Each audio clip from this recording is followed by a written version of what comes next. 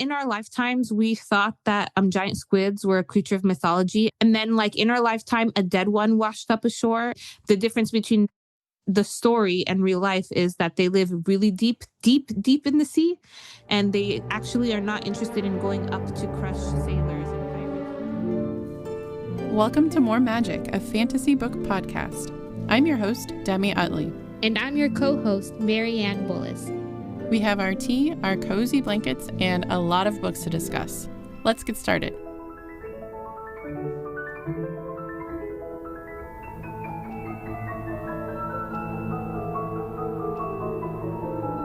Hello, everyone. Welcome to the next episode of the More Magic Book Club podcast. I'm joined today by Marianne. Thank you for joining. Everyone. So today we are talking about dragon books. And I think this is going to be a lot of fun because I realized while I've been thinking about this that there's a lot of different kinds of like ways that dragons are portrayed. And well, we can dive into all of that. But first, I just wanted to say, I don't know your like experience with dragons, but I have a confession, which is that for a very long time, like too long, I thought that they were real and it just got extinct. So interesting. I wanted to start there. So, yeah. I mean, I guess you could kind of say like pterodactyls are kind of dragons if you just ignore the fire breathing or like, you know, any type of breathing ice or fire or whatever. So honestly, when you say for an embarrassingly long time, what age are we talking about here? I don't remember exactly. Probably... Oh, I don't know exactly how old, but definitely like in elementary school, upper elementary school, probably. Okay. Maybe. I think that's okay. Okay. Well, actually, no, probably like, because, okay. So in my defense, have you ever seen the movie Dragonheart? I don't think so. I should. I think Sean Connery plays the voice of the dragon. Yeah. And then who's the actor in that? I don't remember the actor. I think is it a Disney movie or I don't know, but I saw that movie when I was a kid. And basically, I'll just give the quick summary. So it's essentially this, I think, a knight, and he has to team up with a dragon, like the last dragon in existence, basically, to redeem himself. It's been a while since I saw it. And then in the end, the dragon dies and then forms the Draco constellation in the sky. Sorry, spoilers. But so I saw that movie when I was young and impressionable, and I was like, oh, okay, this is the story of how the dragon. This is a historical retelling of the dragons. So I'm looking it up. It was actually Dennis Quaid. Oh yeah, Dennis. If you Quaid. Remember him, he's in it, and then Sean Connery's the voice of the dragon. Yeah. Fun fact about Dennis Quaid being an LA girl. My neighbor dated him in the 90s. Oh my gosh, really? Yeah, ooh, that was like peak Dennis Quaid too. Right. I was like, dang, Dory, you must have been really, really, really good looking. She was good looking too, but you know, like she was good looking in her older age, but like she was, but yeah, so it didn't work. It wasn't meant to be her and Dennis Quaid, but turned out to be a nice, fun story for me to share that my neighbor dated him. That's so fun. Oh my gosh. Yeah, I love him. And the movie's good. But so, yeah, so for, I don't know exactly when I realized the dragons are not real. I mean, and then I still think that I don't know, maybe I still they have Komodo dragons are a real thing and they spit out poison, don't they? Do they? Let me look this up. I know because creepy. Also like bearded dragons. Have you seen those? Do they spit out stuff too? I don't know, but they're scary looking. They're smaller though. It is, yes, Komodo dragon saliva is a complex venom that causes shock, prevents blood clotting, and lowers blood pressure. So if the qualities of what makes a dragon is first that they're reptiles, second that they fly, third that they spit things out, like some type of elemental thing, whether poison or poison or fire or ice or whatever. The Komodo dragon shares 2 out of 3. And then the pterodactyl also shares 2 out of 3 because it flies and it was a reptile. So I'm just saying, in our planet Earth, there's 2 of like multiple animals have 2 out of 3 of the qualities that make up a dragon. Well, maybe the Komodo dragons are like kind of like the ostriches of of the dragon world. Like they just can't fly. Yeah. Dude, they look really intense, by the way. I'm just saying, like, they look like, man, I'm kind of glad dragons don't exist. I guess one difference between, like, if you want to make it mythical, is that dragons are sentient, but they don't always have to be. Yeah. As we see in our book list today, they don't always have to be. That's not a requirement, but that's something often that we see is sentient dragons, tricky dragons, like almost godlike or angelic-like dragons, right? Or like mysterious or mythical, special dragons, almost like unicorn status. Like there's different types. Yeah, that's true. I'm like, because I know Beowulf, I believe, had a dragon in it. I'm like, what are the early, I guess Chinese mythology also has dragons, because it's a very specific kind of creature and like mythological, like, yeah, I guess creature being. I don't know enough about the history of it. There was this YouTube video. I did not watch the YouTube video. I put it on my to watch list. I saw the headline, which is every single culture on planet Earth has some kind of dragon mythos. See, that I had heard that before too. Maybe that's why I thought it was real. I mean, maybe it was, and we just haven't, what isn't in our lifetimes, we thought that giant squids were a creature of mythology, and then like in our lifetime, a dead one washed up ashore, and now we've actually seen them alive. Like, hasn't that happened? Wait, I didn't know that. Yeah, I'm pretty sure. Like in our life, when we were growing up, we thought they were creatures of myth. Yeah. And in our lifetime, we actually have discovered living, breathing giant squids, like krakens, basically. Yeah. They just don't really, the difference between the story and real life is that they live really deep, deep, deep in the sea. And they actually are not interested in going up to crush sailors and pirates for treasure. That's like the main difference. But like, other than that, it's a kraken. Yeah. Yeah. See, that's so crazy. Now I'm like, okay, are there also mermaids? See, then I go too far down the line where I'm like, and I'm in Portland. So of course, like, like Bigfoot and Sasquatch here, that's like the big thing too. Yeah, different types of like mythical creatures is really interesting. But yeah, dragons, I feel like dragons are, because we have like some of those are more like folklore-y. I personally wouldn't categorize dragons as folklore because it feels like it just feels like fantasy. But I guess maybe it used to be more like folklore, and that's why it was in like every culture, I kind of put them in the same category as unicorn. I don't know. Do you do that? Like where it's like a mythological beast? Yeah. That can be found in folklore, right? Yeah. Yeah, they feel similar. Yeah, I was trying to think now I'm like, I don't know enough creatures, but dragons feel very unique. And that's where I think we see that in a lot of different fantasy books as well. And I think that's why they always seem to come back. Like it just feels like fantasy feels very tied to dragons. Yeah. And I don't know if it's just like the Tolkien influence or if it is like, because even the knights, like all of those tales of knights, like they'd go and they'd fight dragons, and that was part of those myths too. Right. I totally forgot that once upon a time, dragons were villains, like in The Hobbit, which is one of the books we have, right? Smeagol was the name, right? What was the name of the dragon in The Hobbit? Oh my gosh, what was its name? Smeagol was Gollum's name. Yes. What was I always confuse Smeagol and what is it? Smog? Is it Smog? Smog. Yeah. Yes. In my defense, come on. Very, very close. Yeah. Well, and I think it's been a long time since I read Beowulf. I read it in college, but I'm pretty sure in that they fight a dragon as well. It's kind of the same. Yeah, like villainous creature, like almost like a bear, like attacking them and stuff, if I remember correctly. Yeah. And it's interesting how like different cultures like perceive the dragons, because so that's like very European, right? Mm-hmm. So like Beowulf was one of the first like stories written in English, right? like Old English. It's one of the first stories written in Old English, and the dragon is evil, and you could see that in J.R.R. Tolkien in the Arthurian legends. Whereas in China, dragons are seen as something that is benevolent, almost like deity-like. They have immense power, wisdom. They represent good fortune. Like my friend who is from China wanted really badly for her daughter to be born in the year of the dragon, because that's like, I mean, come on, would you have rather your child be born in the year of the rat? Or the year of the, like, come on now, like, totally, yeah. So, instead should the baby actually got born this year, which is the year of the horse. So, which is fine. I would take that as a second place, honestly. Yeah. So, oh, really good. Yeah. I am year of the cock.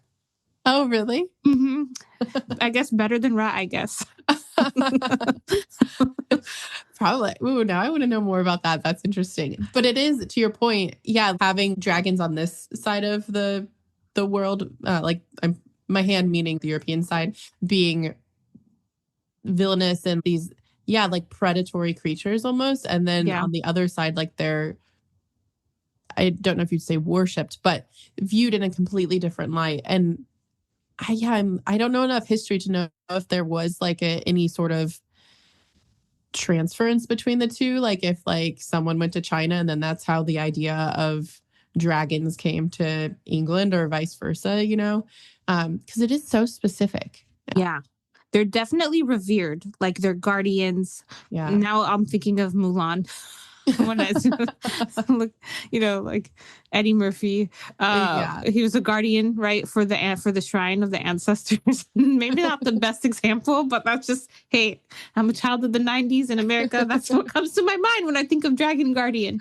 And then what was I going to say? And that's the thing, is we'll never really know how like the dragon became so ubiquitous, because like humans have been traveling to and from since the dawn of time, like from all over the world, from one edge of the world to the other. So we'll never know, but it's interesting to see how they start to evolve over the centuries to where we are now, which is like, now I feel like the dragon lore is really diverse.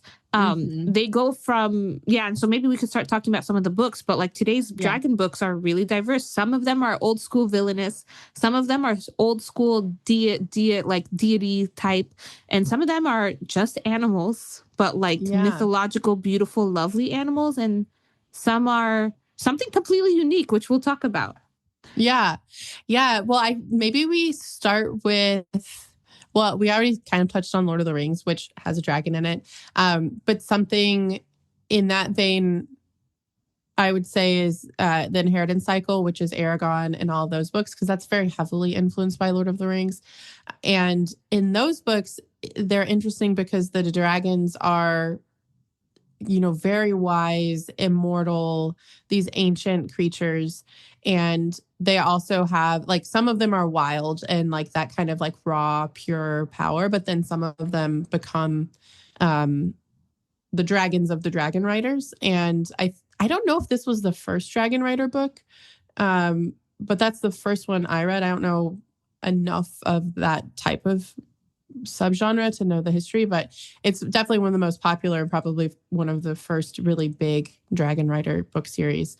And I think that that's really interesting to take, Smog, who had all of his gold and like killed like hobbits. Well, I guess he didn't kill hobbits, but it was killing all these people in Lord of the Rings. And then you take that, and then because in the series they have similar creatures, like there's also elves and there's like orcs and urukai, or I don't remember, urgles. I don't remember all the names, but there's like overlap with the rest of the world too.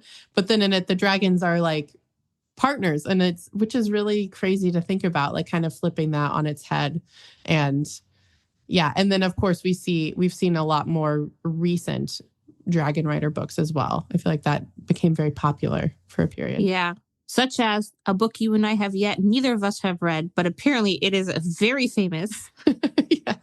Called, it is. Didn't hear about it till this year. The Fourth Wing. Fourth Wing. Yeah. Fourth Wing. And I think that there's 3 of them now. It's like Onyx Storm. Maybe that's the most recent one. I haven't read them yet. But those are obviously hugely popular. I mean, maybe more popular than Aragon and all those books now. And there's also less popular, but my brother keeps recommending this to me, the Songs of Chaos series by Michael R. Miller. The first book's The Ascendant, and it also has dragon riders. It's also high fantasy. I haven't read that one though, but he said it's really good. So I don't know enough details about that world, but I feel like we have like all of these dragon rider books. And then one that I've mentioned to you several times is the Naomi Novik series, the Temporary series, where there are dragon riders, but it's in the Napoleonic Wars. And so they're just like part of the military, which is so cool. Yeah. So they're all so creative, because I believe Fourth Wing, if I understand correctly, I think it is high fantasy set in another world, and they have like a dragon riding school and then something like that. I also heard that the Fourth Wing is what kicked off the romantasy trend. I think that's true. That and like Sarah J. Maas. Yeah. What did she write? I don't think I've heard of her. A Court of... Oh, yes. I have heard of that book. Yes. Every girl tells me about that book. That is so true. I'm interested in the story. Yeah. I don't think there's dragons in that, but yeah. I don't know. I haven't read that either. There are so many books I haven't read. It's kind of crazy. And romantasy is a tough genre for me to get into, but maybe, with The Everlasting, which is another dragon story. Oh, yeah. That was, I guess, a romantasy, and I really enjoyed that book. So yeah, I love that book. That one, I don't want to say too much about the dragons in that one because it's like a major spoiler. But there are dragons, and you should read that book. I think I kind of just want to leave it there because I think the depiction of the dragons was beautiful. Yes. And there was less said than you'd think. Mm-hmm. And what was said was really beautiful and haunting. Yeah, and very unique and very creative. Yeah. And we have a whole episode on that one once you do read it, where we talk about that in more detail. Right. Yeah. Yeah. What do you think about the Dragon Rider books? Have you read any of them? The only one I ever read was Aragon. Yeah. And I remember loving Saphira so much, like being so concerned for her safety. Yeah. I was like, nothing can happen to her. Nothing. Like I wanted a dragon. Like the author, Christopher Paolini, right? Yeah. He did such a good job of making you fall in love with the dragons. And like, they're not just like horses in battle. They are real creatures that you have a serious bond with, that's magical and beautiful and mysterious, and you don't want anything bad to happen. That's why I remember reading it when I was like 11, 12, 13. I need to, one of these days, I need to reread the series because also I was never able to finish it because I couldn't find it in the library. So like now I'm an adult, so I could theoretically just buy all 4 books and finish, or go to the library again. Who knows? Maybe now there won't be as much of a waiting period. So now that they're like 20 years old, I'm like, how old are they? There shouldn't be like a backlog. So I should finish this. I would love to reread the series and finish it. It's really good. Yeah, the series, I think it holds up and it's good. And I do love that about the Dragon Rider books, where I feel like almost all of them, well, I guess I've only read the Temporary series and the Inheritance Cycle. But I believe in Fourth Wing, it's like that because I've seen them talk about dragons like online. but yeah, that you get to have this special bond, which I feel is pretty unique to dragons. Like, I don't think there are other creatures in fantasy where you get to have that bond, but a lot of times in these Dragon Rider books, it's like they become a part of your soul. And like you get to have that connection, and that's so powerful. And also like thinking about how the world is becoming increasingly more lonely. Like maybe that's why we're seeing more Dragon Rider books, because it's like a way for you to experience that connection where you're like disappointed with like humans, you get to feel like, oh, like this character has this closeness with this other like sentient, like all of the ones I've read, they're very powerful too. Like they're not just, like they're also very smart. This conversation just reminded me of my favorite Dragon Rider series, but it is a honorable mention since it is not technically a book. Oh, or I think it is a book, actually. How to Train Your Dragon. Oh, yeah. I love that. That's like one of my favorite movies. I just recently rewatched all three, and oh my God, the tears that were flowing in a room full of adult women. Like, and you talking about the bond and the specialness and the, like, they become part of your soul. And just all of a sudden, I thought of that movie. And yeah, that is a very good movie. I think it was originally based on a book, maybe, but like a super simple, like children's book or something like that. I think so too. Yeah, I think it was a children's book. I haven't seen the third movie, so I don't know what happens. Ooh, Demi, you got to watch it. Maybe I'll watch that like tonight. But because the first one, I used to always work, like I would always listen to that's the soundtrack I would listen to at work, was the How to Train Your Dragon soundtrack.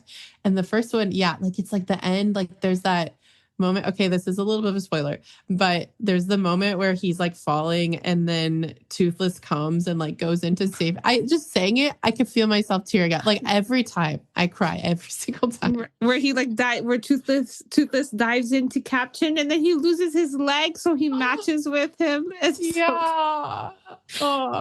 Yeah, those movies are so good. That's probably one of the greatest movies that came out of like an animation studio in like the last, I don't know, like 10, 15 years. Mm-hmm. It's so good. Yeah, those are so good.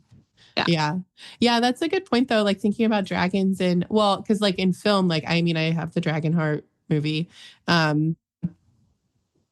to Train Your Dragon. I'm like, I don't even know what else other types of media portray dragons, because it's such a unique like entity, like a dragon, and I feel like it is kind of everywhere and we don't even think about it, but it's like so ingrained in our culture. That also reminded me of one of my most annoying depiction of dragons was Sleeping Beauty. I remember there's a scene, I think it's Sleeping Beauty. Or it's either Sleeping Beauty or Snow White. I confuse them, but there's a scene where the prince. Black? Yes, let me I'll look it up real quick. It's been a long time, but I remember one of them. It is Sleeping Beauty. So Philip, the prince, is fighting the dragon. And this scene, I remember being a girl being like, I don't like Sleeping Beauty. She sucks. Because he is fighting the dragon and she's just like standing there doing nothing. And like they even go so far as to animate like a little sword on the floor. And she doesn't pick it up and like fight the dragon with the guy that she supposedly loves. Like, she's just like, oh no, I'm just going to let this guy who I supposedly love, like fight to the death against this giant evil creature. And I was like, I don't like her. She is she's so useless. Because if someone I loved was fighting a dragon, you best believe I'd be trying to go behind it and try to cut the tail off or whatever, Yeah. So, at least distract it. Yeah. That's interesting because I never really liked Sleeping Beauty either, but I wonder if that's why. Because I think I literally saw it once, and then like we also didn't have it on VHS like back then. But once was enough for me. Maleficent was good. Maleficent was very good. Which is like the remake from the point of view of Maleficent, like the villain character. I've actually seen that. Every time I try to start watching it, something happens, and then I don't watch it. It's good. It's kind of sad, but it's really good. Is there a dragon in that? I don't remember. I do not remember. Yeah. But they add to the world building, and I thought that was cool. Yeah. Yeah, it's so interesting how it's like everywhere. Yeah, well, do you want to talk about, because I know we read Tress of the Emerald Sea, which had a dragon in it. Are they a larger part of like the Brandon Sanderson world, or is it just yes okay? So Tress of the Emerald Sea is a book that came out for the Cosmere, and in it a dragon is a character in the book, and this is very different from, like, for example, let's say a book we have on here is A Natural History of Dragons by Marie Brennan, which we just did an episode on. In that, the dragon is not sentient. It's an animal. It's a beautiful animal. It's a mysterious animal, but it's an animal. Whereas Brandon Sanderson, the dragons are actually a race of people. And they have their human form and they have their dragon form. And they are people who are imbued naturally with a lot of power. So even in the Cosmere, they're very revered. very feared, very respected because they are diverse people. So some dragons are evil, some dragons are good, some dragons are just trying to live their lives, pay the mortgage or whatever. Like but they're just a race of people. And so Tress of the Emerald Sea is the very first time in the whole Cosmere where we actually get to see these special dragons, because up until this point, for the last 10, 15 years, they've only been alluded to. And so now that's the first time we see a dragon, and he's basically a researcher who's not that morally scrupulous. He's just kind of like a researcher. He's a guy who is out for self. He's just, I don't want to say too much, but he's not, let's say, a purely good hero. And so Isles of the Emberdark is actually the sequel to Tress of the Emerald Sea. But is Tress in it? No, because Demi, unfortunately, Tress of the Emerald Sea is a good entry-level book for people who have no idea what the Cosmere is. Isles of the Emberdark is a purely Cosmere novel. Like, you have to have read everything else to understand Isles of the Emberdark. Oh, interesting. Okay. And you actually follow the captain from Tress of Emerald Sea for a hot minute, and you follow the dragon for a hot minute.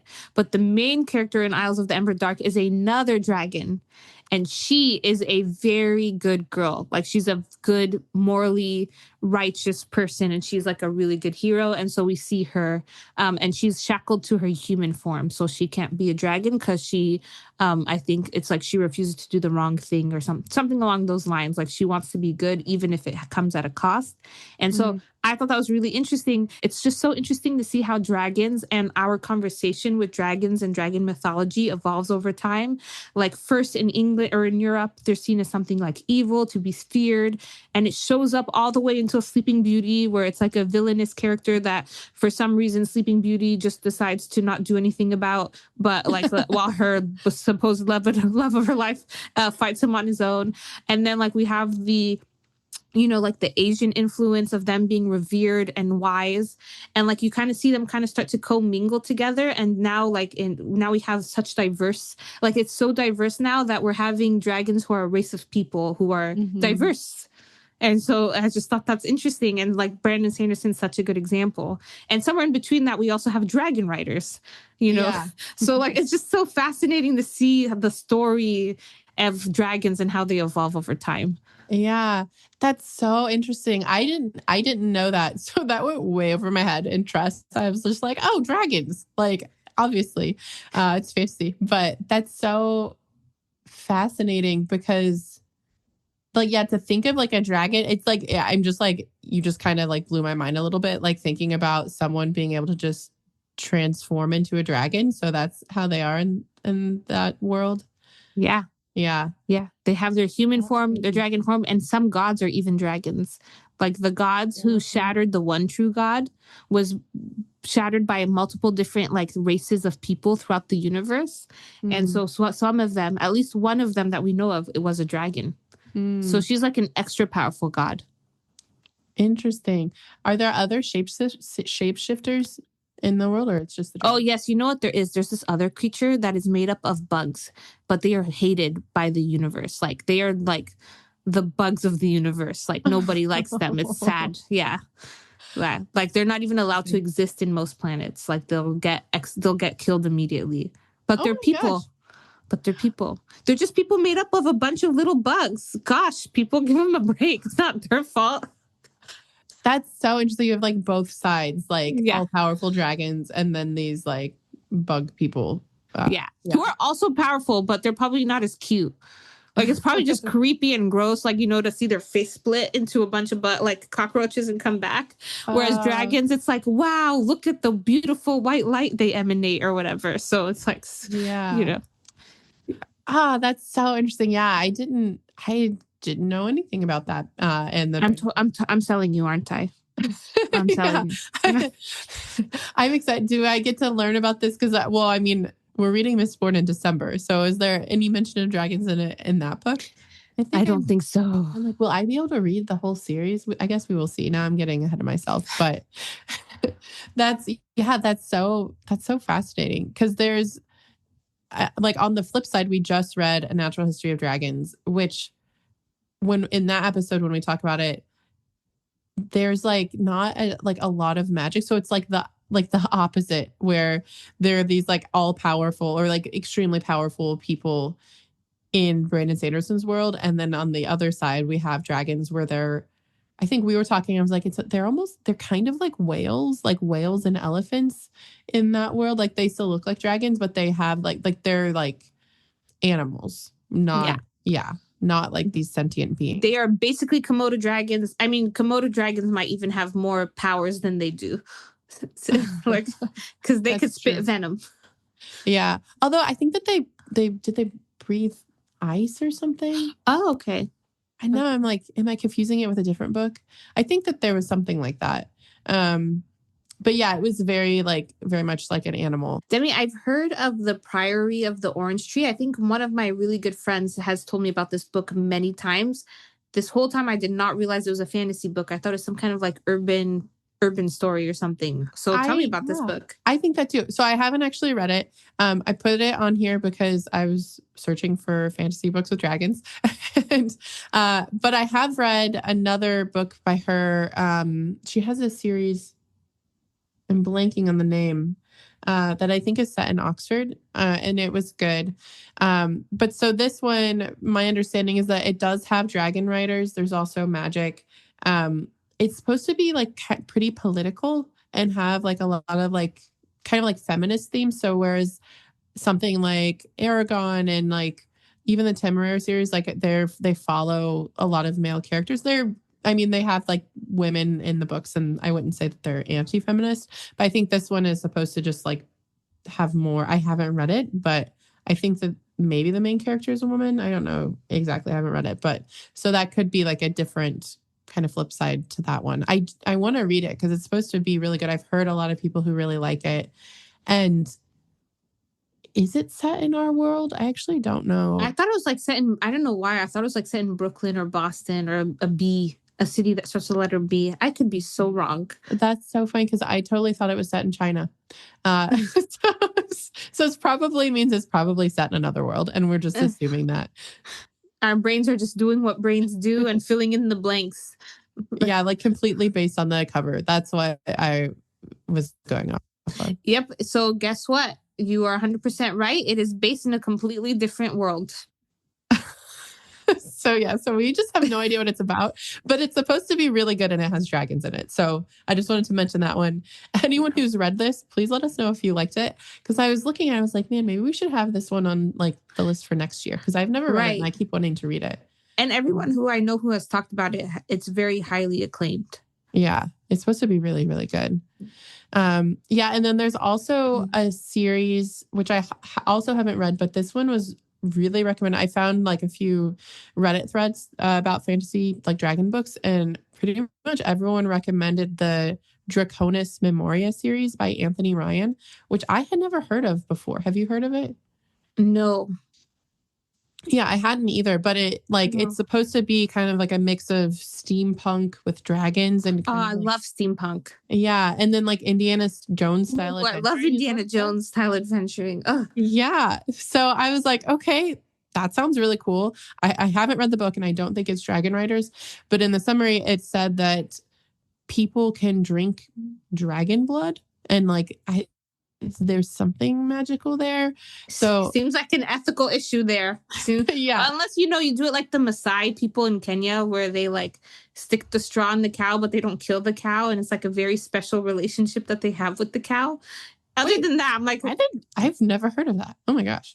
Yeah. There's like the Maasai, like a group of people in Kenya who have like a really special relationships with cows because it's like literally their lifeblood.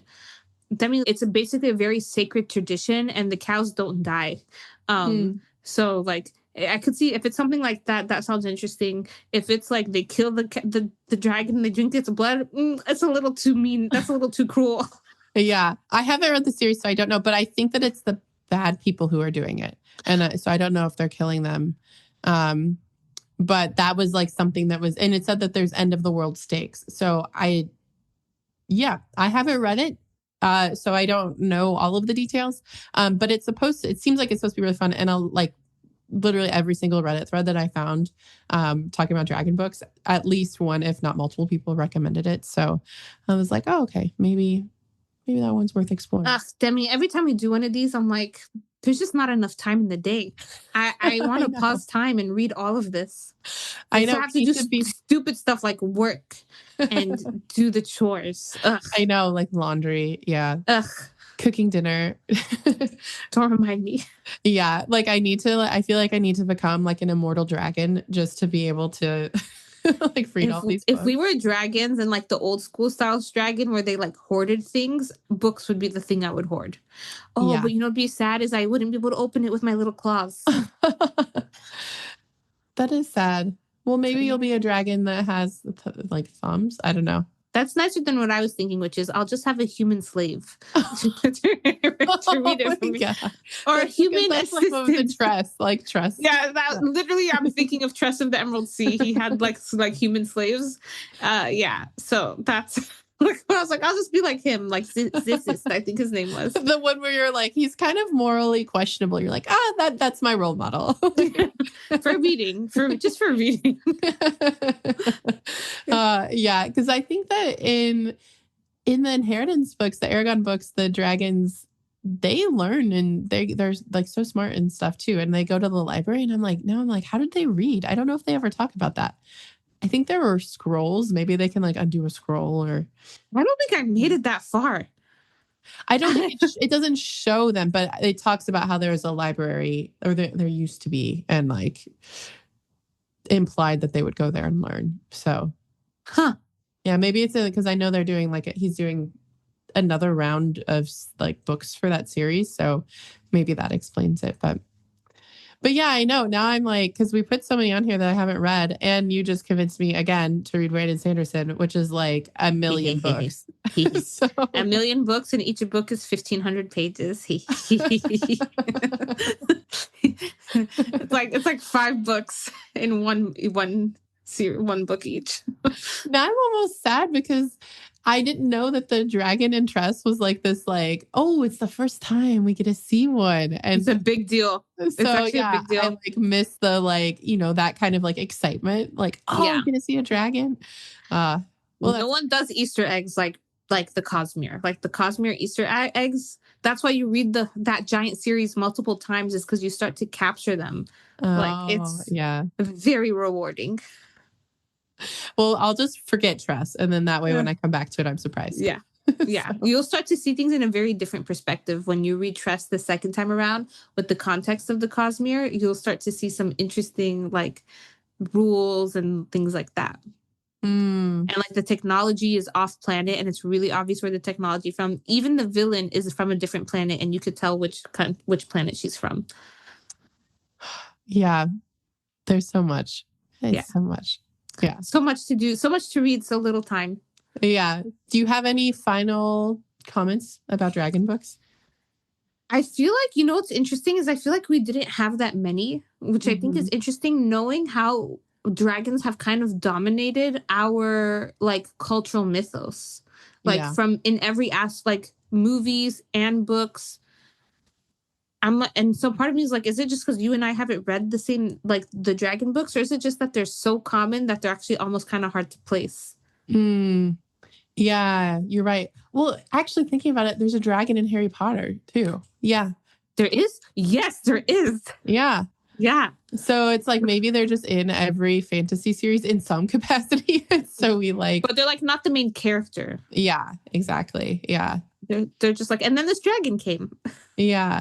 It is interesting how, because even when I was researching, there's not a ton of dragon books. There's definitely, I feel like, room to have different kinds too. Like we've done a lot of dragon riders. We've done a lot of like dragons as villains. Like what else is there, Yeah.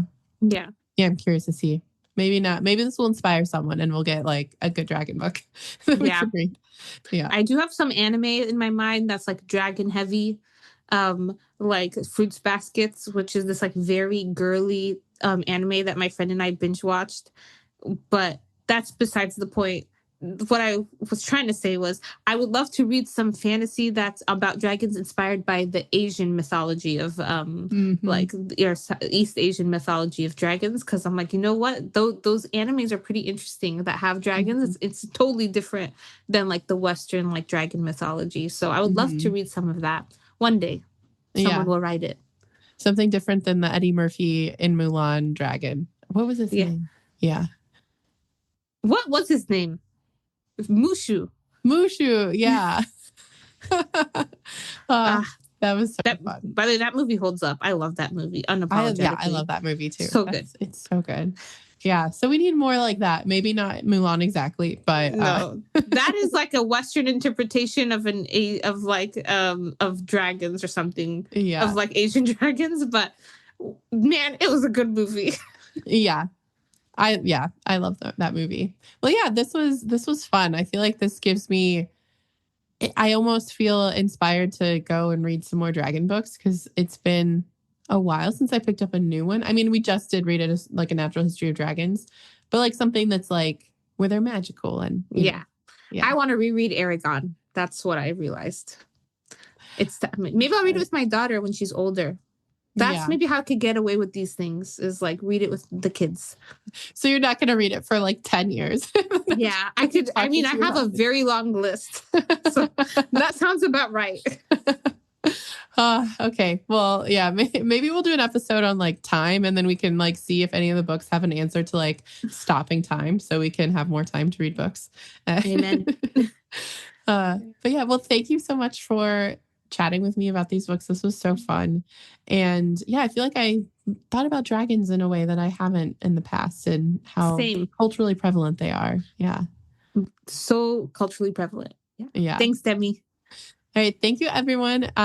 If you haven't already, if you enjoyed this episode, make sure you follow us or subscribe or share this with any fantasy readers in your life.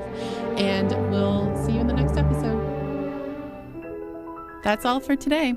If you enjoyed the episode, follow More Magic on your favorite podcast platform to be notified of future episodes. And if you have the time, please rate and review to help us spread more magic to other fantasy readers. As always, if there's a book you want us to discuss, you can let us know at moremagicpodcast.com. In the meantime, we hope your current read becomes your next favorite, and we're sending you more magic.